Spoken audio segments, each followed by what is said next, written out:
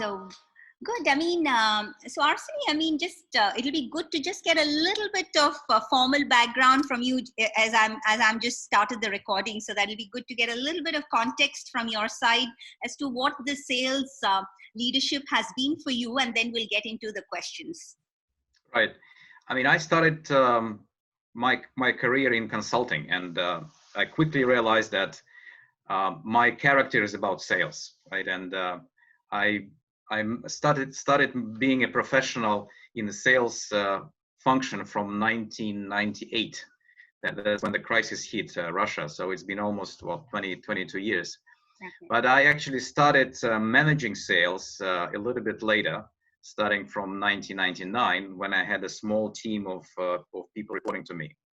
So, and I must say that I approached this first very kind of methodological way, because I read several books about sales profession, how it should be organized. So it wasn't like all self-made. I tried to use some methodology and practice.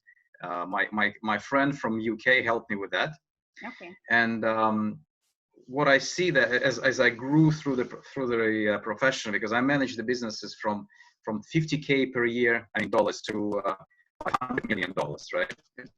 Huge difference in revenue and in sales team size. So what I realized that as a sales leader, you can basically take three roles, right?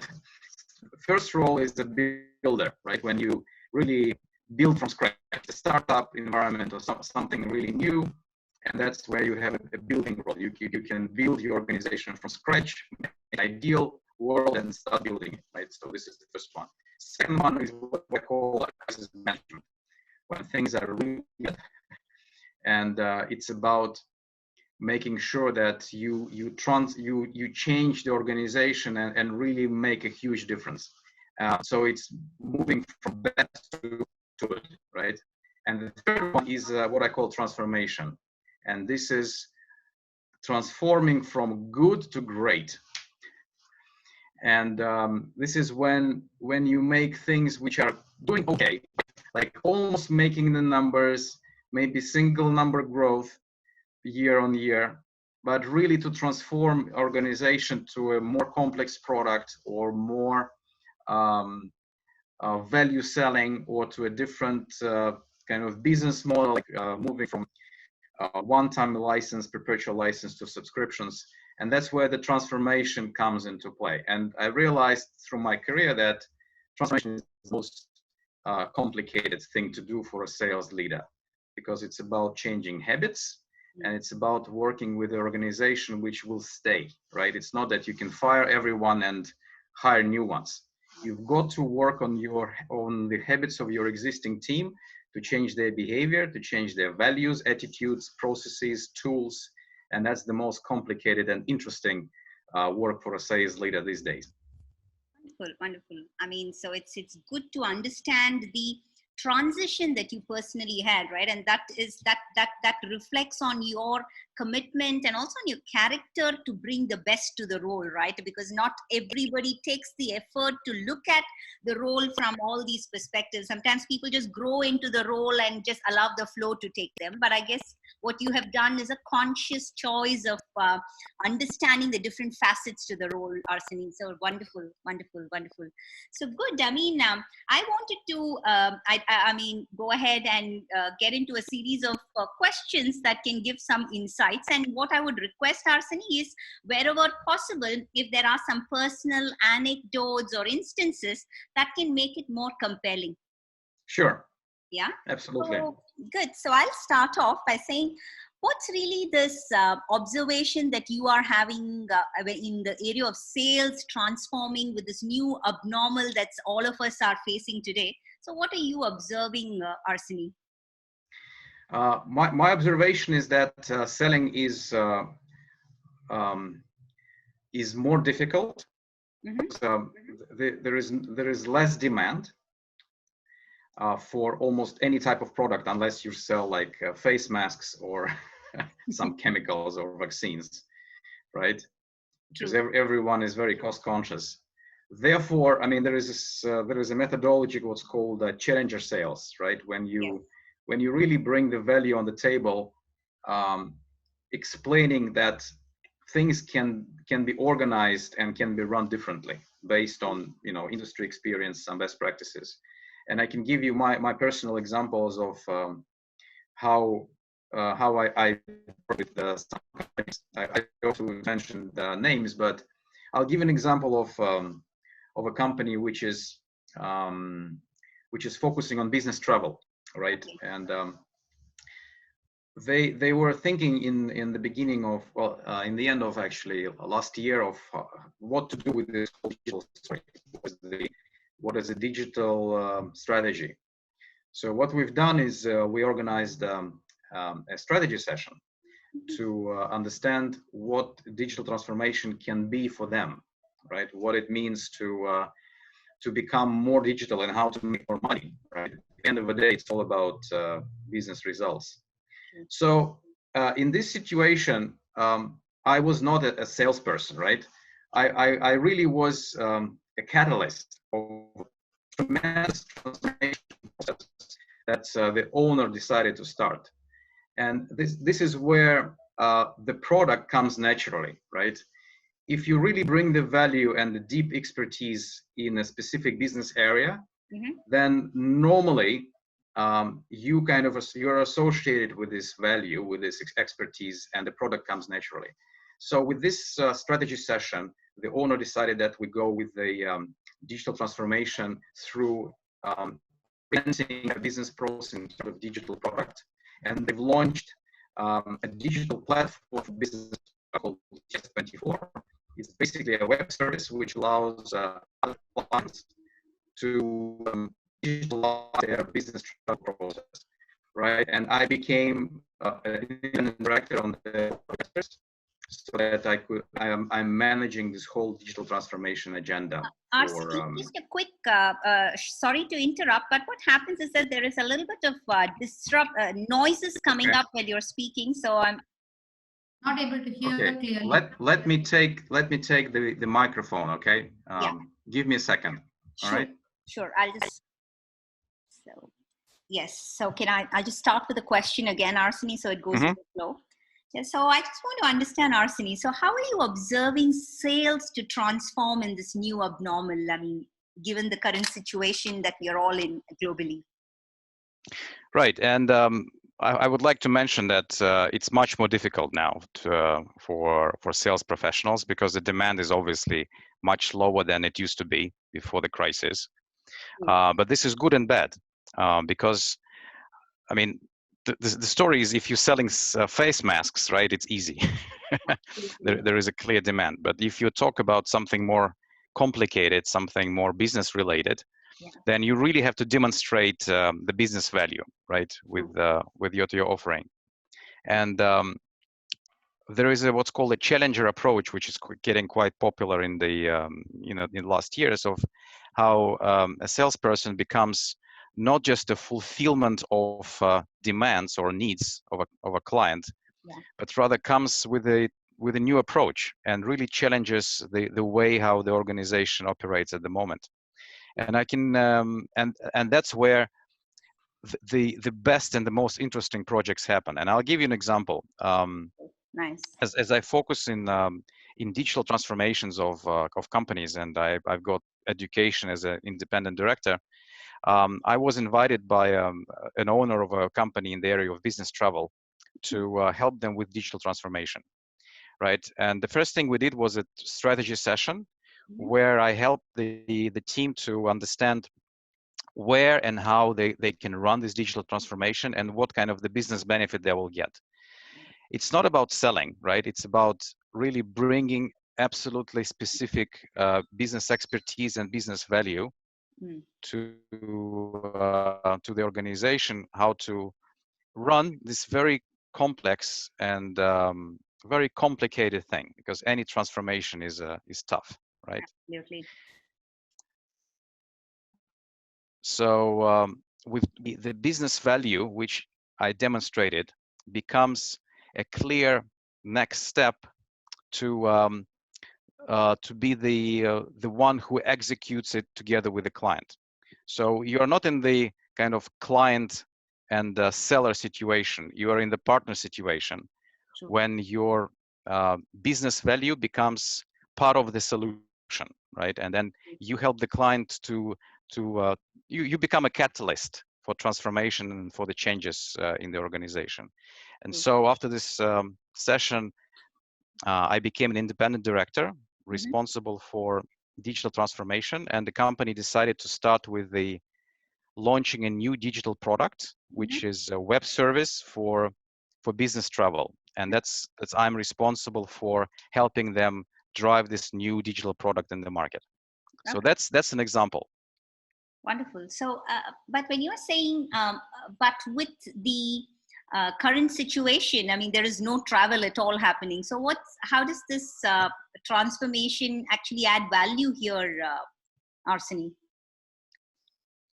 So if you take the travel market, the business travel market, it's shrinked tremendously, right? Yeah, And the smaller players, they're disappearing because they cannot compete with medium and large size players. True. And the trend is the following: that in this situation, although the market is smaller, but when you have an offering which is super convenient, which is very user friendly, it saves money, it saves time, you can really tremendously increase your market share. So let's say they were taking 5% market share with the existing non-digital product, and as they're launching the digital product, they can take 30% of the market, because those customers who were using just regular offline email exchange things, sooner or later they will all realize the benefits of using a digital solution, right? And through the right introduction of the product, they can take a tremendous market share from other players. Absolutely, absolutely. So I think it's businesses that are actually taking the need to change, right? That those are the only ones that are going to survive. And more so, this digital transformation is a very integral aspect of businesses. Now, when it comes to digital transformation, how would you explain it to a 10-year-old, Arseny? So how can a 10-year-old understand this concept?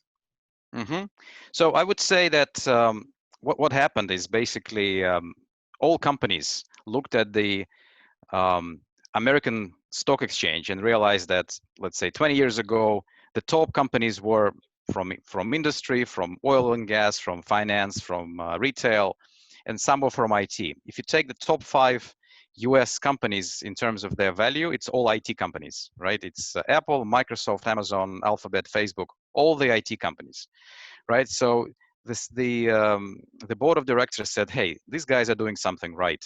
If their capitalization value is so high. And they all decided that they should understand why the digital companies are so successful, what makes them so successful, right? And when they looked at it, they realized that basically a digital world is about 4 things.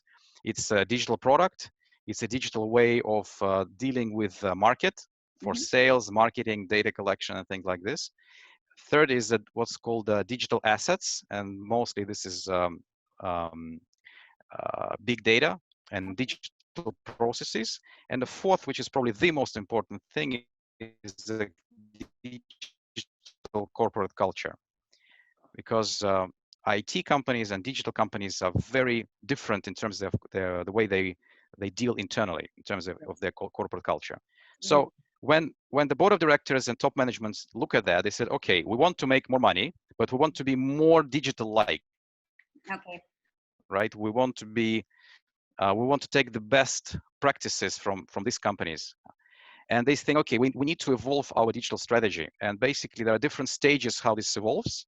So first one is called digitization, right? And that's where you can convert documents and data into digital format. Okay. The next thing is called automation or digitalization. And that's where you convert business processes into digital format, right? So they were, I would say, manual, and now you do it with systems. But digital transformation has actually very little to do with digital. The key word here is transformation. So the definition that I give to this, it's really a very conscious, communicated at all levels of organization, approved by different and key stakeholders, business reform. And this business reform is about getting business benefits through becoming more digital-like, right? And more digital-like in these four areas. It's either digital product, it's digital way of dealing with customers, digital processes and assets, and digital corporate culture. So the key word here is reform, right? It's a transformation. So it requires a lot of change in habits, in processes and tools, and through the digital technology, obviously. So that would be, I think, How you would explain it to a 10-year explanation. Yeah, I don't know if they understand it, but no, it's interesting. And but when you see, when you look at digital transformation itself, it varies across different industries. So let's say somebody which is a very traditional, let's say a pharmaceutical industry, for them to transform digitally would be much different from an industry from companies in the service space, right? So yes. or is it similar or is it dissimilar in Arseny? I would say the first stage is very similar. The first stage is about a conscious and coordinated decision about that this is necessary, then why this is necessary, and how this can be realized, right? And normally this is done through kind of a strategy sessions where the top management and the owners come together to discuss these things, right? Shall we do it? And if we do it, what is the purpose? What is the goal, right? And if we decide to go ahead with that, what should we focus on out of those four things? Shall we run a new digital product, or shall we improve our digital communication with the market? Shall we change our corporate culture? And then they can identify those who should be responsible and really bring a new business process and organization to achieve that. True. So I think fundamentally the approach would be similar, but then the way that processes get set and how the culture gets transformed, I guess it depends on how organizations are able to take it step by step, right? So exactly about changing mindsets of people, and if you have the younger generation, perhaps it's easier to adopt digital, but when you have the baby bloomers as part of your most of your employees, then it's going to take a little bit of time for them to transform. Exactly. Okay. Exactly, because it's all about culture in the end of the day, right?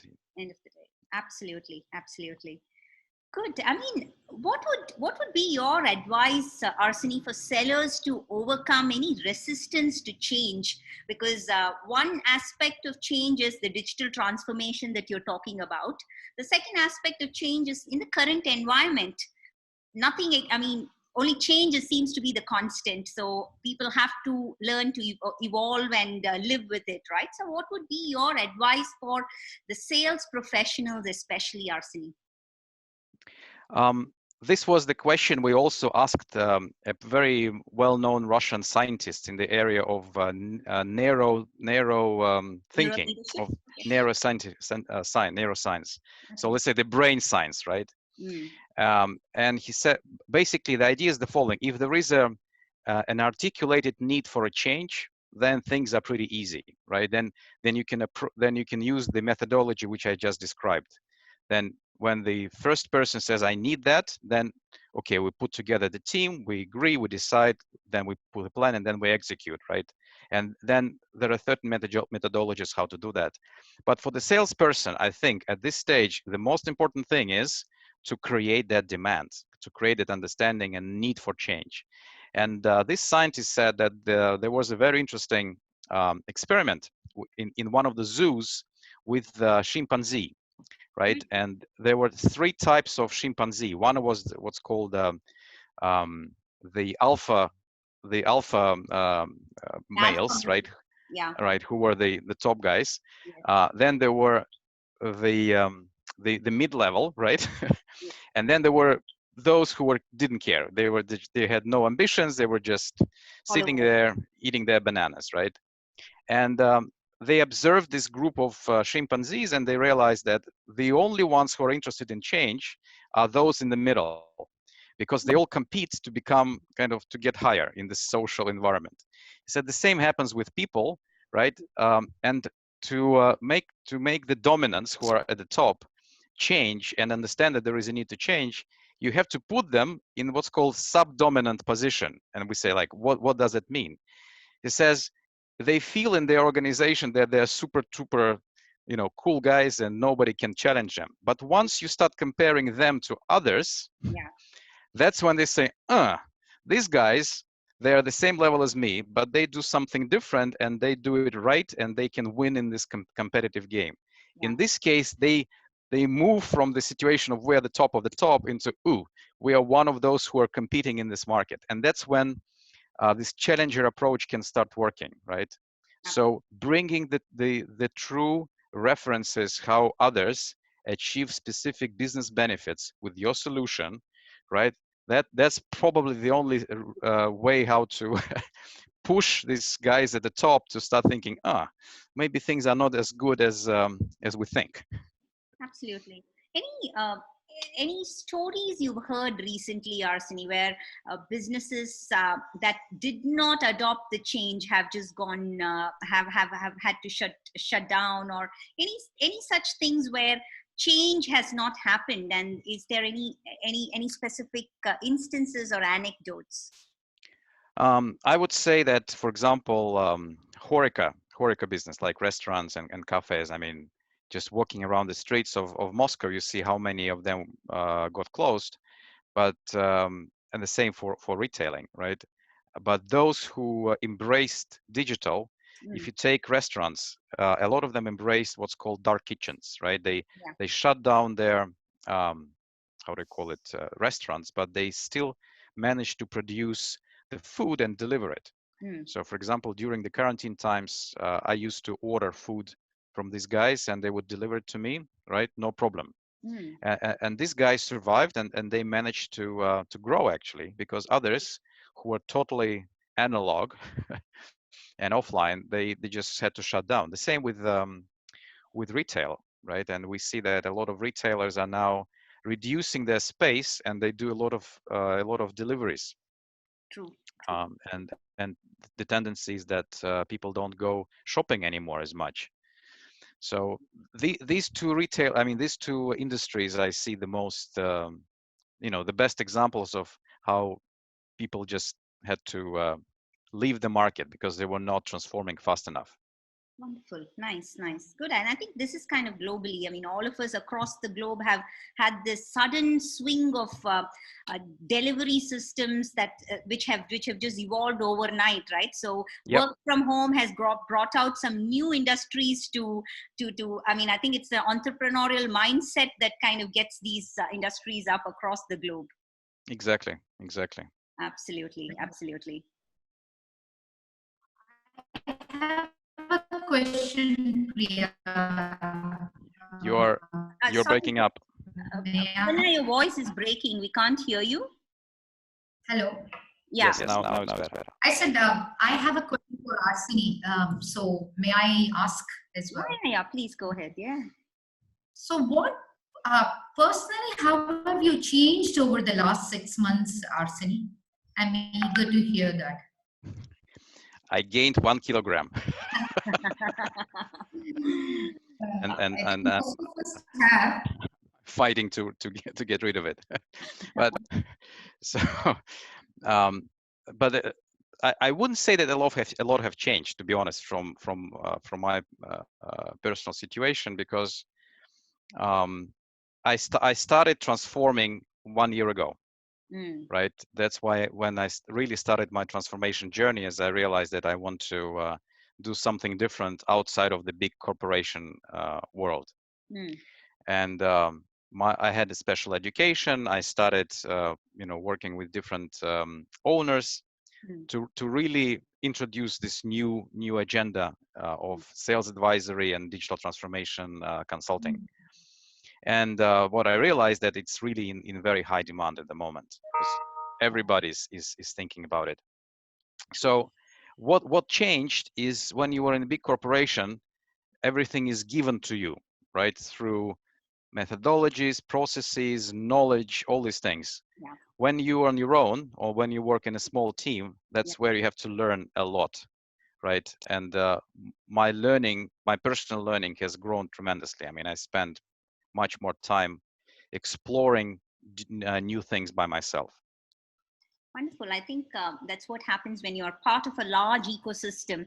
It's like a I have it all mentality. It's like you're able to enjoy all the different things, but suddenly when you transition and come out, and that's when you understand, and that also brings out the fighter or the warrior spirit inside all of us, right? To see how Yeah. can we get to be who we were, or even better, because this entire thing of taking the decision from from the external perspective for others is how can they be successful outside this environment, right? And you want to start proving and start getting even better than what we were. I think it's an interesting space for, I think many people, most people should enjoy this experience of coming out and seeing how what really happens.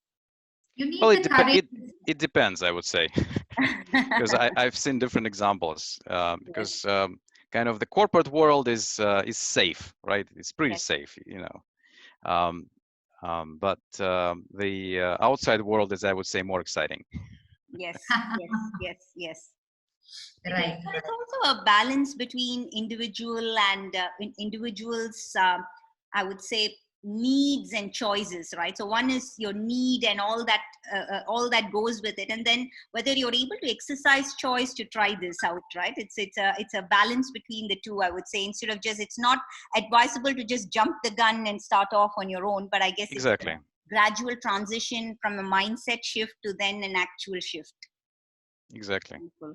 So, Arseny, I mean, what would you, what are some of the experiences of that you can share as how sales organizations can actually thrive now? I mean, there's a whole lot of shift in the way sellers have to virtually sell. So there is a fine line, or there's actually no line between digital sales and field sales. I mean, everything is going virtually. So how should organizations, sales organizations, thrive right now with all this things that they have to adopt and adapt? I think it's a fantastic question, and it's really spot on, right? Because it looks like nothing has changed. Now we can again meet, and we can again have a beer, a dinner together, and so on. Yeah. But a lot has changed. The sales environments are now much more agile, right? And it's now okay to meet virtually, and the meeting can be organized like in 1 hour, right? You don't have to travel, and you Yeah. can have, instead of 3 customer meetings, you can have 8 customer meetings per day. Yeah. So this is one thing. The second thing is when you look at different character of salespeople, a lot of them were successful through what's called building relationship, and through what's called being a problem solver. Yeah. In the current environment, it's much more difficult, because unless you bring value, and specific value right now, relations don't help anymore. Because their clients are so much under pressure. The relationships are good, but I mean, I can go and have a beer with you, but I will not buy from you, right? Because I need specific business value, because I have reported to my managers. And as the budgets are shrinking, those sellers who are more professional in preparation, who know more, who understand the business, and who can be the challengers, these are the people who succeed. Because I would say that a lot of people still believed in relationship. Yeah. It's becoming less important. In another interview with a sales leader about a week back, he was sharing a similar thought, Arseny. He was saying that sales professionals have to be that much more confident of their service and product, because they are being recorded, and at any point of time, the customer or the prospect has this flexibility to go back to the recording and check it out. So exactly, that's one aspect he pointed out, and that was very interesting, because in a face-to-face, so many things get lost in between, right? Yeah, and I'll give you an example. I had a meeting with a potential client, and I have personal relationship with one of the executives in the organization, right? But as I failed to properly prepare my team, and obviously from the client side, it wasn't only my friend, it was also a team of other people. As we failed to prepare properly, and I was hoping for the relationship, right? The meeting didn't go well, right? Because we were not 100% prepared. And this was a very good learning moment, because had it been in the office or in a restaurant, it would be easy, right? We start with a small talk, but here it's very specific. Ching, ching, ching, ching, ching. And if you're not prepared, it's immediately visible, right? And then you fail. So preparation is key. Absolutely, and preparing to use digital technologies to get a good meeting running. Like I'm seeing a lot of people getting into whiteboarding with customers and using some form of digital tools to actually make Yep. the meeting more engaging. I'm seeing something Engaging. called a mural, which is with a lot of post-its and things like that. Exactly. So things are coming in. So a lot of digital technology integration is absolutely essential, I feel, to make the meetings more engaging. Yes, the tools are critical, right? Yeah, you have to be much more visible, right? As you're only visible through a screen. Yes. Personally, which do you prefer, Arseny? What's that? I said, personally, which do you prefer, the virtual meeting or the face-to-face ones? I like videos because it saves me a lot of time. I mean, traffic in Moscow is not great. And I value my time, and I value the time of my customers. So I think that to be honest, kind of this relationship building is not my strength, right? I think I can bring much more value to my clients through business knowledge, expertise, coaching, and all these kind of things. Maybe they don't want my relationship. they want money. I know.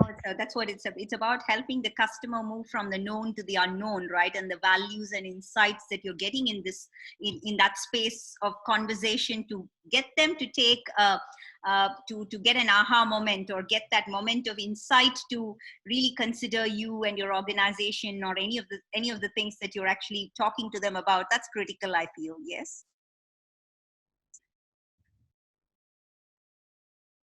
Arseny, we lost you for a few minutes. I don't know whether you're there. Yes, I'm. Oh, okay. It says, can you hear me okay now? Yes, now it's much better. Great. Much better. Thanks. So interesting. I mean, thanks for sharing that, because this is a fine line between digital selling and field sales, and everything being virtual, right? Thanks for sharing some good insights there, Arseny. And with the mad rush to cloud, Arseny, what capabilities are sales organizations missing if in this mad rush? Yes, also very important question. Thanks for asking. And it's so critical right now. So if you take a normal sales cycle, it normally finishes with closing the deal. Yeah. Sometimes the sales cycles include implementation, right? And then that's when the seller or sales organization says, okay, I'm done. Here it is. Yeah. So now it's your job, dear services. When it's about cloud sales, it's sales is about the regular, what's called customer success journey. Yes. And this customer success it's a new role for, I mean, it's old role for digital companies, but it's a new role for non-digital companies and for I would say cloud and subscription companies. So introduction of customer success managers and customer success function, and implementing it within the sales organization, because it's not services, it's part of the sales, right? Yeah. This is the function which generates a lot of upselling, cross-selling for the future. It's so critical. Yes. I can give you an example. Sometimes it's counterintuitive. For example, one of the largest cloud providers like Amazon, they have their customer success people calling the customer and saying, do you know what? There is now a lower tariff and a lower price for the services you're using. So if you switch to this new tariff or new service, you can pay less. Mm-hmm. I mean, for a sales organization, this sounds totally stupid, right? How can you have people calling clients to explain how to pay less? But they actually do it because they believe in the long-term relationship, and they believe in the in the true customer success. Because through this function, you really build the right type of relationship with the client when the competition is so high, right? Because to be honest, cloud becomes more or less a commodity.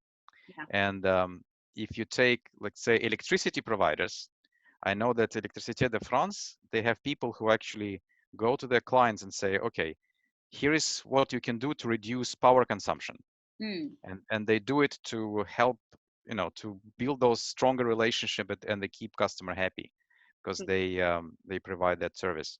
So I would say that having a dedicated customer success function within the sales organization and not finishing the sales cycle after signing the contract is super critical for the new world. Absolutely, absolutely. And that's what we call as the expansion sale, right? The Yes. customer success is critical, and they need to expand within accounts rather than just go and look out for new customers. You need to expand within an account.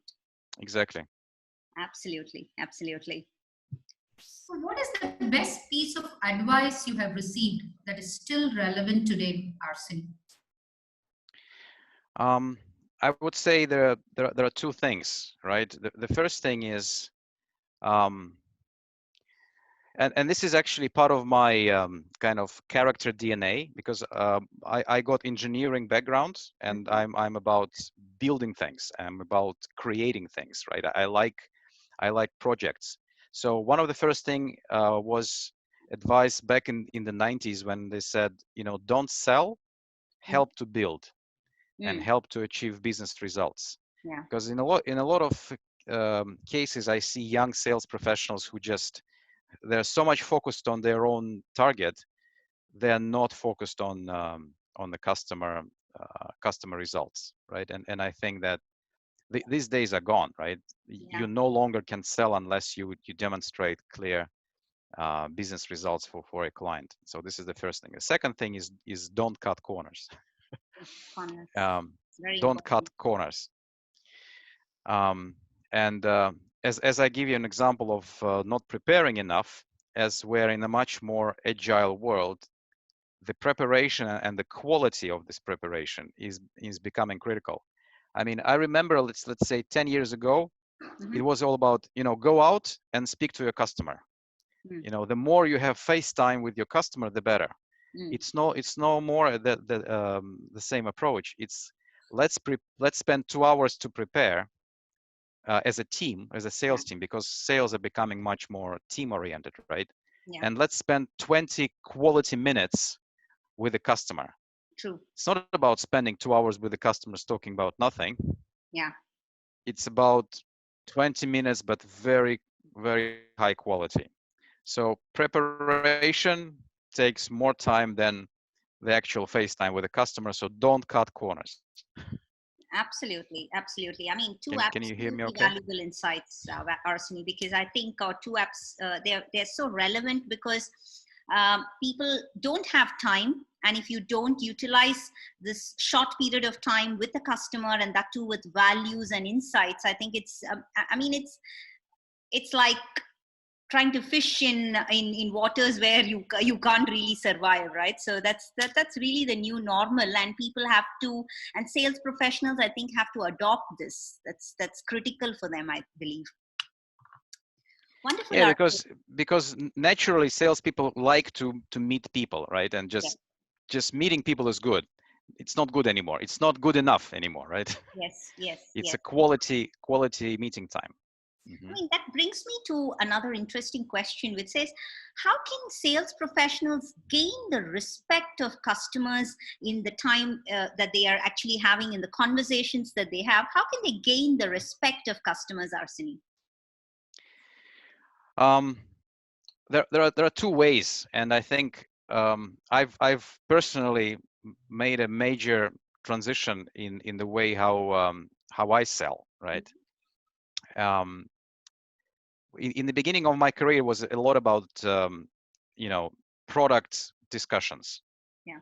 Let me show you the product. You see great features and functions. Of course, I would talk about benefits. Yeah. But after I got my coaching education and my independent director education, it's all about asking the questions, and it's sometimes about asking uncomfortable questions. Yes. Right. And then this stimulates different thinking with the customer. Salespeople tend to have a lot of talking time. True. And there is no natural habit of asking right questions, deep questions, right? True. And what coaching helps you is to really ask deep, important questions that stimulate thinking True. of this whole, project in a different way. And that's where the customers can say, that's a good question. I didn't think about it this way. Thank you for asking. Absolutely. So, and then there is a different type of conversation. True. I mean, it's about helping the customer think differently, which is more important, and also Yes, having the authenticity in place. It's you're going there with the intent not to sell or just to push something to the customer, but being there with him to build this journey. As you said, it's no longer about. It's not just about selling. It's about building that the customer and taking and making him look more successful, right? And every exactly. sales meeting that way can, if let's say you're speaking to a C-level executive, is he taking you to the managing director or the chairman, right? That's the kind of conversations you should have, and he should feel absolutely victory when he's taking you in front of his higher ups. So I think what you said is absolutely right, Arseny. Thanks for these great insights. But that's easier said than done, right? It's not always, let's say, a fledgling sales professional has this FaceTime with a very senior person in the organization. So how he or she can, ask those tough, uncomfortable questions and get the relevant answers? I mean, I think it's about training and education initiatives within sales organizations. Because I'll give an example. When I joined Microsoft, it was back in 2013. I felt that I lacked this critical tool of coaching in my personal education, right? That's why I took the education. And as I became kind of a big fan, enthusiast of this methodology, I started pushing this as a key methodology within the whole sales organization of Microsoft, right? And in 3 years, every manager at Microsoft had to take coaching education as a must, right? Every manager went through brief coaching education. It was called Coaching Habits for Managers.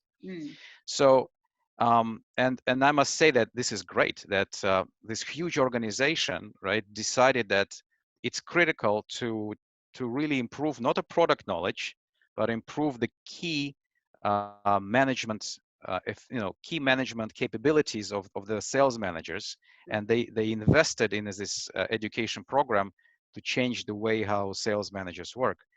So I think that conscious decision about improving the quality of business acumen and business knowledge of salespeople is super critical right now. Otherwise, it's just, you don't need people anymore. You can have robots or e-commerce for that. Absolutely, and I think it has to cascade across the organization, and only then, and leaders and managers have to start exhibiting it for the account executives to start imbibing it, right? So it needs to be exactly a coordinated effort, I would say. Exactly, but without education and realizing that you cannot be good anymore by just working the way you did before is super critical. And then when there is understanding, then there is a kind of transformation journey for learning, right, for educating. Absolutely. But across cultures, it would vary, right, Arseny? Because I know that in a typical American culture, it could be embraced differently. I don't know how Russians embrace coaching. I mean, there could be a cultural nuances that one should be aware of in Yes. the journey for global multinationals, especially, right? Yes. I mean, asking questions in some cultures can be maybe intrusive or uncomfortable. Yes. In Russian culture, it's okay. We're pretty direct. Okay. So from this point of view, it's fine. I think the same for Eastern Europeans. But yeah, I'm thinking that in Japan, how did the scenario be? I mean, it has to be completely different dynamics. Right. You have to go with. So I guess it is one thing is culture also plays a critical role. Not only the organizational culture, you could be working for a multinational, but still you as an individual is part of a certain ecosystem, right? So it's an interplay once again there. So good, but these are lovely insights, Arseny, and thanks for sharing them. I mean, they are going to be useful for the audiences, I believe. Thank you. I hope so. Wonderful. So what, Arseny, would be your advice for sales professionals to, maintain this physical, emotional, and mental health? What have you done personally to maintain it so that you can share it as wisdom for others?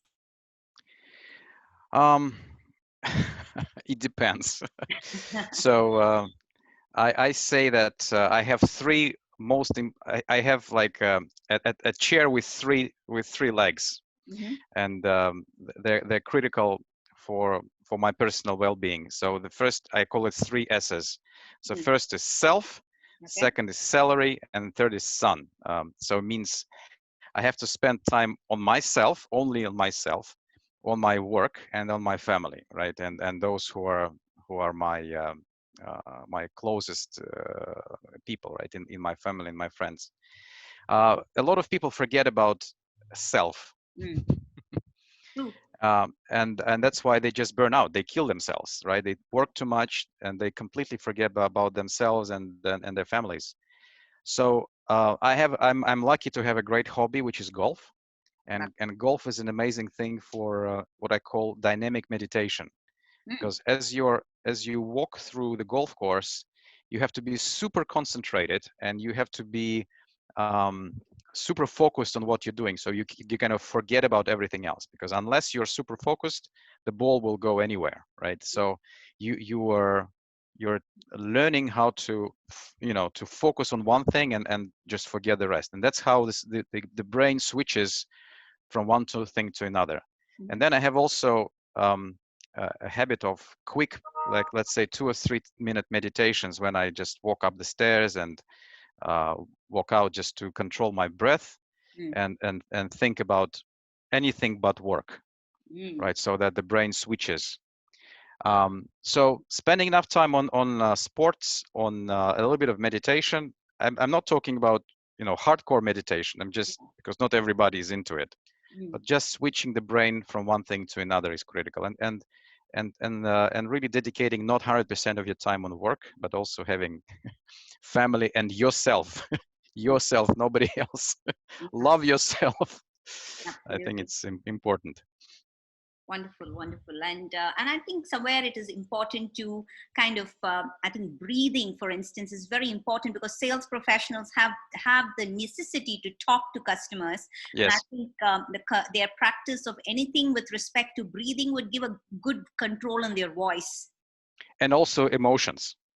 Absolutely, yes. Because in any sales situation and negotiations, controlling emotions is super critical, and you can do it with breathing. You are so right. Absolutely, absolutely. Wonderful. I mean, good. And sometimes I wonder why, of course, there's a global increase in the awareness of health and wellness and meditation and any form of things around. All these things are globally getting well aware, but still there you hear newses about, senior executives who leave this world in very weird circumstances. One, of course, the pandemic. I'm not getting into that, but the other is, you say that somebody who's been a workaholic or somebody who's been doing this, but very young professionals just absolutely going, leaving this world. It seems like a very a weird state, and creates a fear in the system when we hear such things, right, Arseny? Yeah. Yeah, exactly. I mean, a lot of people who are, let's say, 55 years plus and 60 years plus, they recently died in Russia. I mean, there were very well-known professionals in the IT world, and suddenly this happened. And it's awful, right?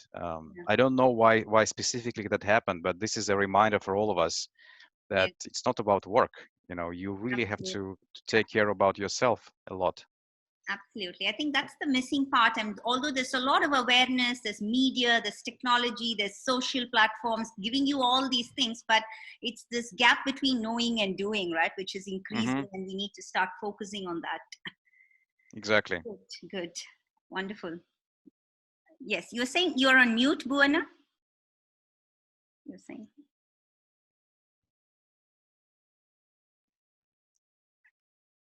You're on mute still. Mute again here.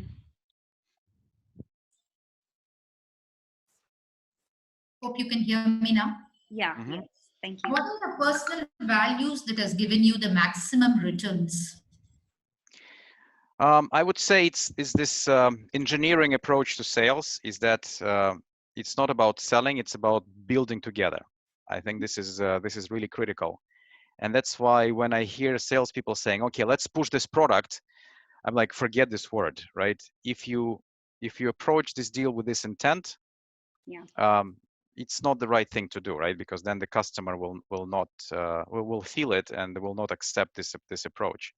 So this is, for me, this is super critical. We're not pushing, we're not selling, we're building together. I think this is my way of doing it. This is first thing, and the second thing is learning. I mean, I'm pretty, I would say, senior person already. I'm 48, and in many cases, I've seen people after the age of 35 or 40, they say, "Okay, I'm done with learning. That's it. I know everything. Yeah. There is no need to learn anymore." I believe this is wrong. I believe that as the world changes so quickly, you have to learn so much every day, and every day the more and more and more, right? So these are my two key, I would say, takeaways. Wonderful, wonderful. And these are values that you're finding them to give you the larger connection to your purpose, Arseny. I hope so. Good. Are there anything else, Arseny, that we have that any insights that you can share to the sales community? I mean, is there something we've missed asking you?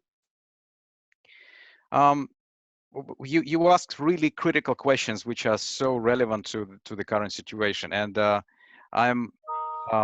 I'm really very pleasantly surprised that you mentioned not just the sales profession, but also the physical well-being of people. I would really maybe add one more thing, which is building a community. So sales has been a tremendously competitive world. Absolutely. And when I try to put different salespeople in one room from different organizations, they look at each other like, "You're my enemy because you're fighting for the same budget," right? They tend not to share stories and share things.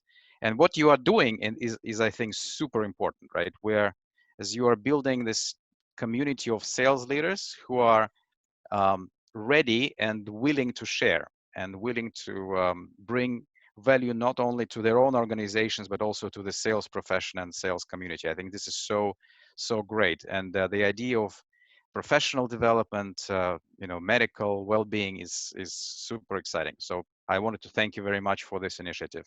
Thank you, Arseny. Thank you. And we are grateful for leaders like yourself to come and share, because I think, as you rightly pointed out, it's a community and a coordinated effort of giving and sharing that can actually build. Yes, exactly. Wonderful, wonderful. Thank you so much, Arseny. And I'm also looking at a very interesting picture at the background. And it's are you into art and collecting art as well? That's my wife's profession. She's an antique specialist in arts and furniture. So when I come home, it's like a museum of the 17th century. It's pretty amazing. Also interesting that the diversity gives you that the perspective shift happens, right? So it's not just about the concrete, but there is so much more when you embrace art and culture to the whole living philosophy that we all live in. Yes, exactly. Thank you so much. Thank you so much, Arseny. I should say thank you, and thanks, Bhuvana, for getting all of this across. And thank you, Arseny. Pleasure having you on board. Great. Thanks very much for calling. Have a great day. And regards to Venkat. Absolutely. Thank you so much, Arseny. Thank Bye. you. Bye-bye.